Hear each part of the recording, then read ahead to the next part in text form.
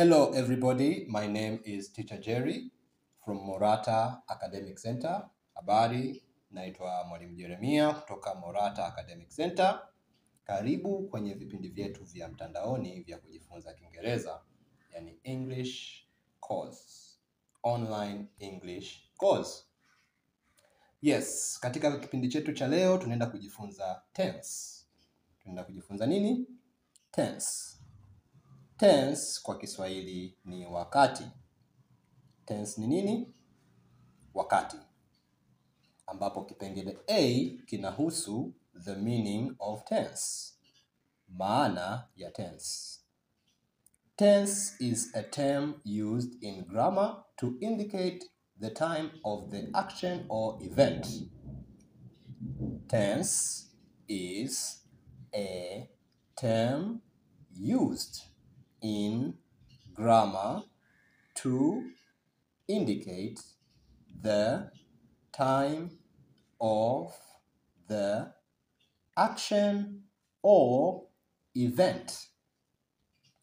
Kwa tafsiri yake kwenye lugha ya Kiswahili ni tense ni neno linalotumika kisarufi kuonyesha wakati ambao tendo au tukio limetokea. Tense ni neno. Tense is a term used in grammar linalotumika kisarufi to indicate the time, kuonyesha wakati, of the action or event ambao tendo au tukio limetokea. Baada ya hapo naamini kila mmoja wetu ameelewa nini maana ya tense au the meaning of tense. Kama kuna swali au kitu chochote cha kuongezea, unaweza ukanijulisha kwenye sehemu ya comment, yani kwenye comment section. Baada ya hapo tuangalie chimbuko au asili ya neno hili tense. The origin of the word tense. Chimbuko au asili ya neno tense.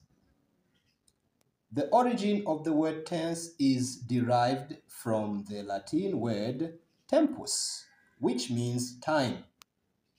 The word tempus was later adopted by the Old French language and became tense.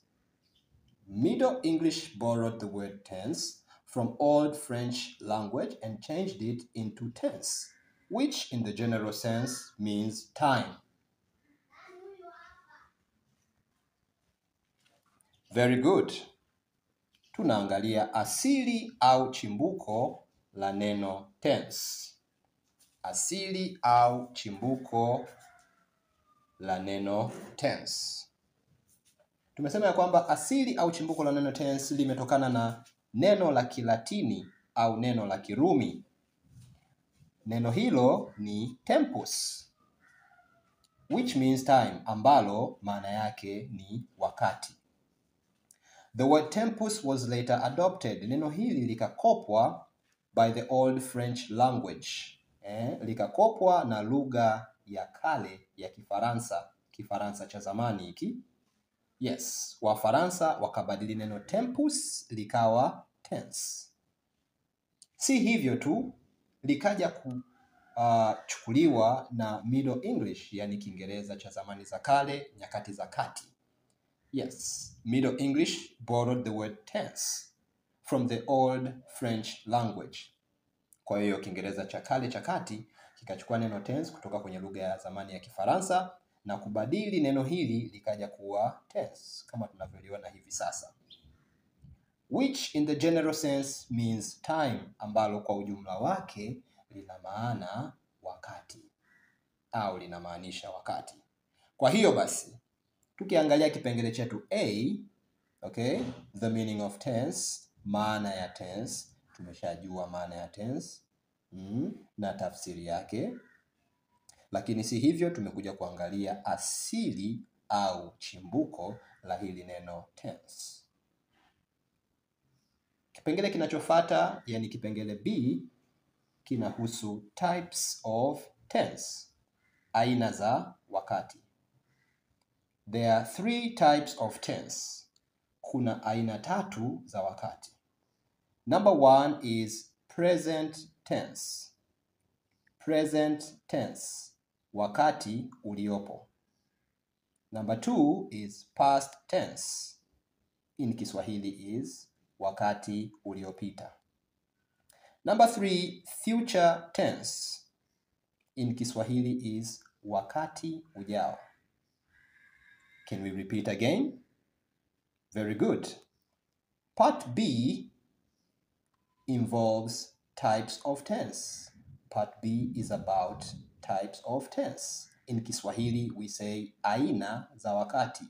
Types, aina, of, za, tense, wakati. Types of tense, aina za wakati. We have 3 types of tense. Number 1, present tense. In Kiswahili is what? Wakati uliopo. Number 2, past tense. In Kiswahili is wakati uliopita. Number 3, future tense. In Kiswahili is wakati ujao. Wakati ujao. Therefore, we are concluding our first session by stating that we have discussed Part A, the meaning of tense. Part B, types of tense. Part A, the meaning of tense in Swahili is maana ya wakati. And Part B, types of tense in Swahili is aina za wakati. Therefore, I believe all my students have well understood the concept of Part A and Part B. Ninaamini wanafunzi wangu wote tumeelewa dhana ya kipengele cha kwanza, yani kipengele A, na dhana ya kipengele cha pili, yani kipengele B. Maana ya tense na aina za tense. Kama kuna swali au kuna lolote la kuongezea, tafadhali nijulishe kwenye comment section. Asanteni sana, tukutane kwenye mwendelezo wetu mwingine wa mada pendwa ya tense. Kwa Kiswahili ni nini? Safi kabisa, wakati. Thank you very much. Teacher Jerry here. Bye bye.